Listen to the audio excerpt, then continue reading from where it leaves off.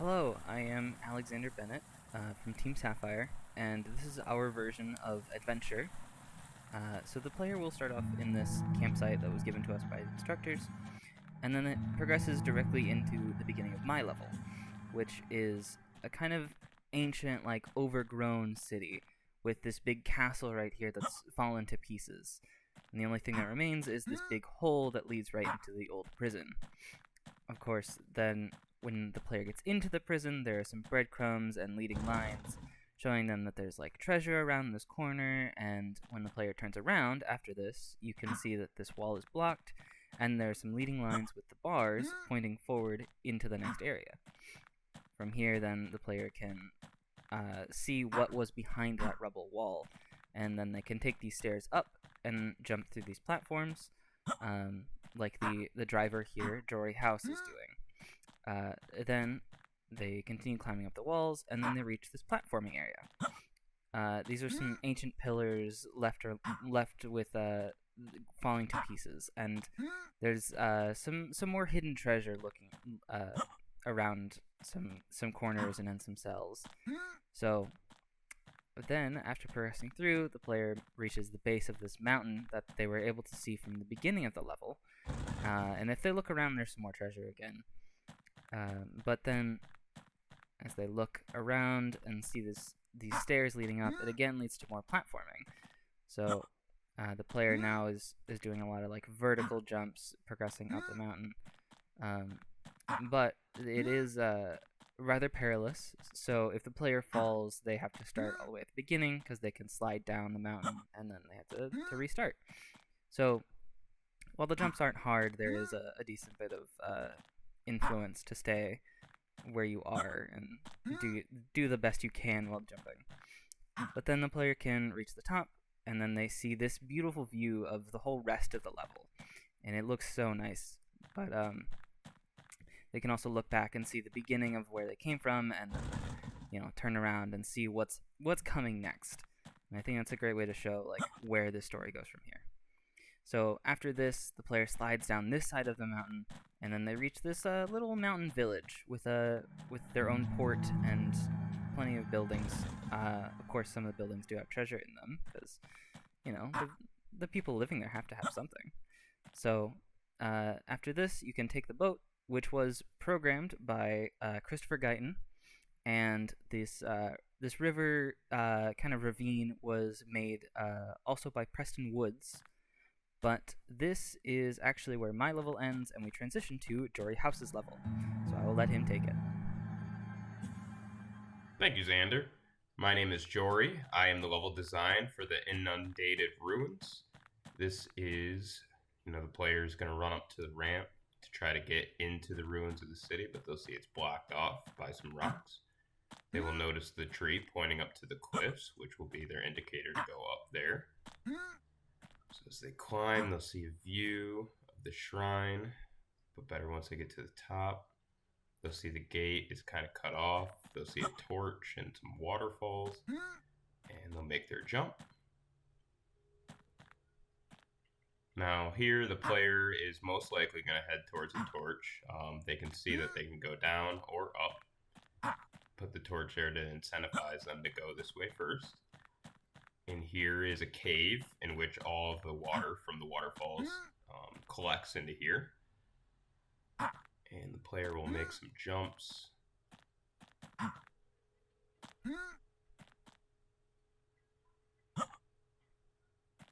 The theme here was, a village outside of a shrine that had become flooded from waterfalls, so we could see the water is still, at foot height. And everything is dilapidated, which points towards this house that is also in ruins. And from here, we can climb up. And we can get past the gate that was closed off by the vines. And here we are at the shrine.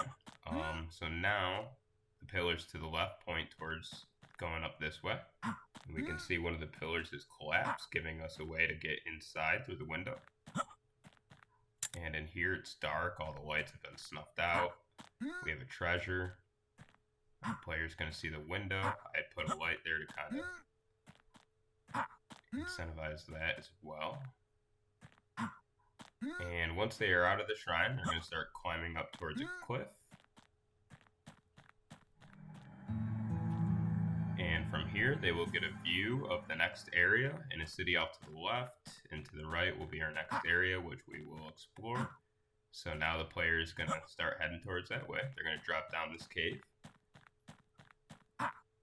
which will lead to a little narrow hallway leading into the next level, which is where our next level designer, Chris, will take it from here. Thank you.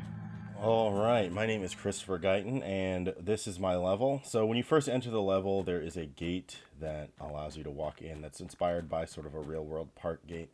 And you walk onto a trail that leads you towards the first fountain, and the player is able to see in the distance that there are these ledges that are discolored that allow the player to understand that they can climb up them and find a treasure at the top of those blocks there. After the player grabs the treasure, they walk down through this bridge, and there's more trails that lead them directly towards the path of the house, which is the next area that you need to explore as a player.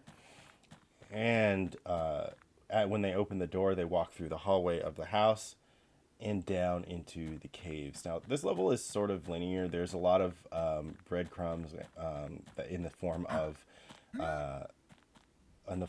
paths, and also affordances in the form of ledges. So each of the discolored ledges let the player know that they can actually climb up to that path, and that is supposed to indicate to the player that they can actually make it that way.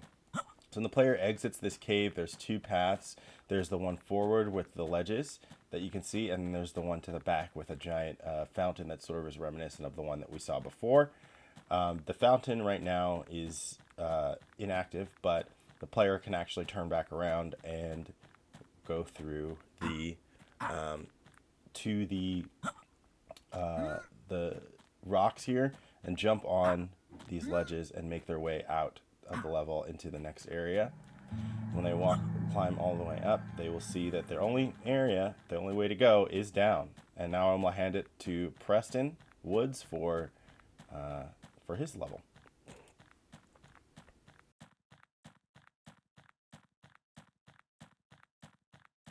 Hello, my name is Preston Woods, and welcome to my level, where the player enters a mountain ruin. Here you can see mats and the mountain sides creating leading lines and breadcrumbs towards the screen switch, lit up by lights, drawing the player's eye.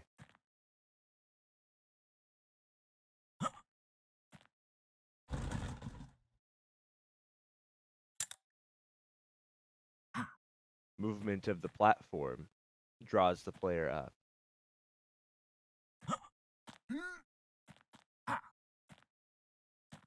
The door swings open, welcoming the player inside.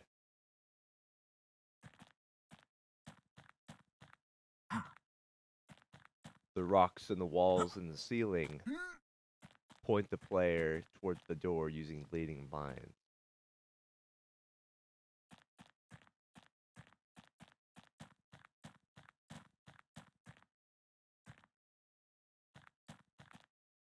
The colors show the player what things will move when what switches are activated.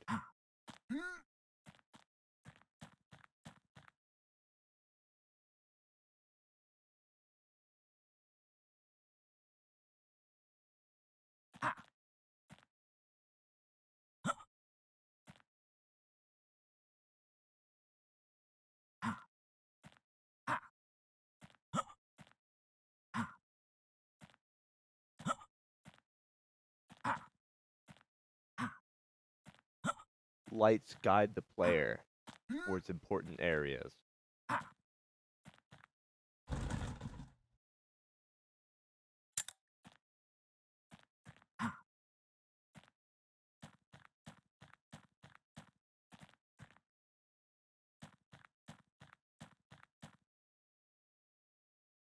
Falling into the spikes or the water pit will teleport the player back up.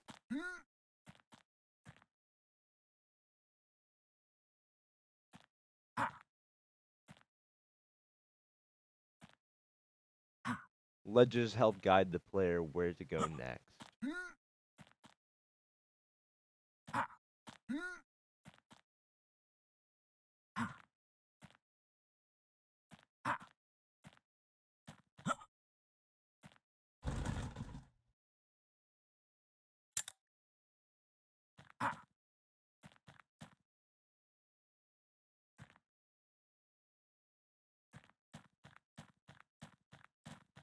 The lit staircase gives the player some breathing room in between the points.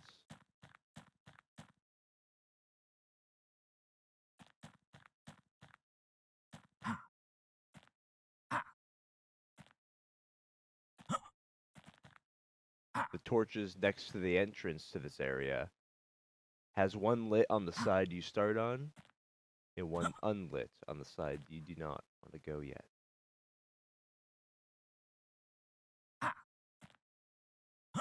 The light from the switch shows the player where the switch is.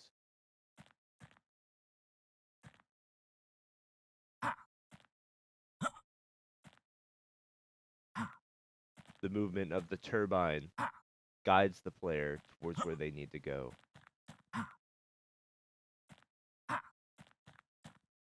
And that is the end of my level. And now I'll be handing off to Hassan's level. I hope you enjoyed.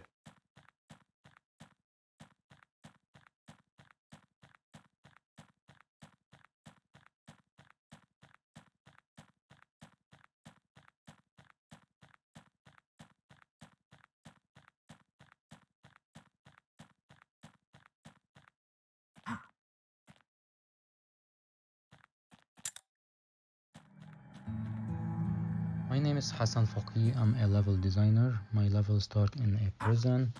The player trying to escape, and he can see an obstacle that he has to use a ledger to get going. He needs this key to open the other cage so he can get the collectible, and he can, as we will see, that he will see the bridge will appear and he can get move. There's some line that will guide the player where he need to go so he can get to the other floor. And while going in the second floor, we have some obstacle that he need to avoid until he arrive to a block that he need a key to open the cage and get going to the next level. And also we can see like some lines that help him guide to go through where he need to go. He will get into the big key, and he will need a key to open this gate, so he will need to get on the top of the building to get the key and keep going.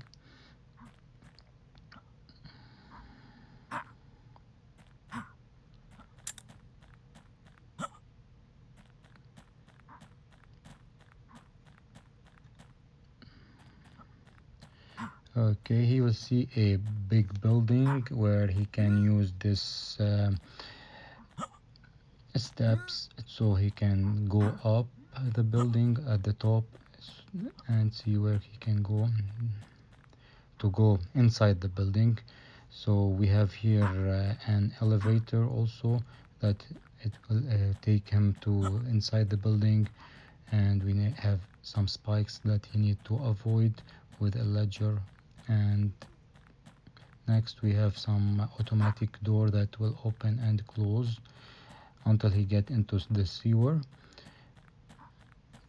that will lead him to we have these steps that will guide him and to finish the sewer, and he need to get going with jumping and with some bridge until he get to this place where he has the freedom. And this is the end of my level, and we'll start with Cameron level. Hello, my name is Cameron Pranger, and this is my desert adventure level, which drops the player off in a desert surrounded by mountains where they discover an ancient temple inspired by Petra Jordan. As you start the level off, you come across an oasis full of life. And if you continue on following the plant life like breadcrumbs, you'll reach an area that allows you to traverse up the mountains. Now, continuing up the mountains, you'll come across a collapsed bridge, which acts as a valve, preventing the player from backtracking any further. So as you come up to the temple, the first place you're going to run into is a locked gate. So if you look around, you'll find a chest here, but you don't have the key for that as well. So now your only choice is to continue up through the temple. So coming up to the second floor here, you see that the roof has fallen in, but there should be a place where you can jump up, and once you come across that, you found the first key. So heading back down, you should be able to unlock that chest now.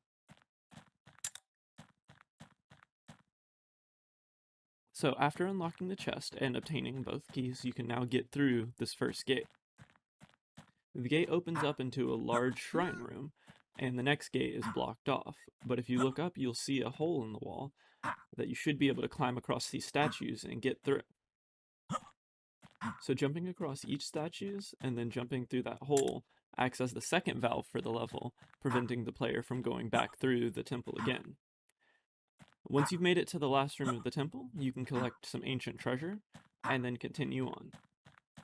Here, you're going to find yourself climbing through the mountains once more, just trying to get higher altitude and figure out where you are.